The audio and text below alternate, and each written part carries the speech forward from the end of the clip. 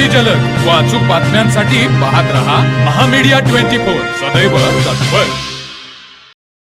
सरकारी व निमसरकारी कर्मचारी, शिक्षक आणि शिक्षकेतर कर्मचाऱ्यांनी विविध प्रलंबित मागण्यांसाठी आजपासून बेमुदत काम बंद आंदोलन सुरू केले असून प्रशासनावर दबाव वाढत आहे। या आंदोलनात मोठ्या संख्येने कर्मचाऱ्यांचा सहभाग दिसून येत असून कामकाजावर त्याचा परिणाम जाणवू लागला आहे। आज याच संपाचा परिणाम म्हणून हातकणंगले येथील सर्व शासकीय कार्यालयांमध्ये शांतता पाहायला मिळाली। नेहमीच नागरिकांच्या गर्दीने गजबजलेली शासकीय कार्यालये आंदोलनाच्या निमित्ताने स्मशान शांत झाले होते।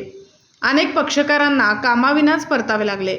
आंदोलनकर्त्यांच्या प्रमुख मागण्यांमध्ये pension fund regulatory and development authority PFRDA रद्द करून जुनी पेन्शन योजना लागू करणे, सुधारित राष्ट्रीय निवृत्ती वेतन योजनेच्या अटी व शर्तींची अधिसूचना तात्काळ जारी करणे, 8वा वेतन आयोग सत्वर लागू करणे तसेच राज्यातील सर्व रिक्त पदे तातडीने भरून बेरोजगारांना रोजगार उपलब्ध करून देणे या मुद्द्यांचा समावेश आहे।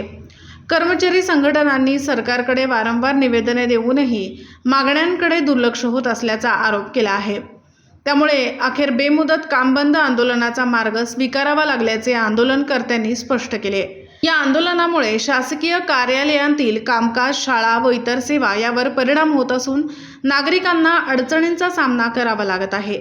दरम्यान सरकारकडून अद्याप ठोस निर्णय जाहीर झालेला नसला तरी लवकरच चर्चा करून तोडगा काढण्याचे संकेत मिळत आहेत। मात्र मागण्या मान्य होईपर्यंत आंदोलन मागे घेणार नसल्याचा इशारा कर्मचारी संघटना व सरकारी निमसरकारी कर्मचारी, शिक्षक, शिक्षकेतर कर्मचारी संघटना समन्वय समिती यांनी दिला आहे।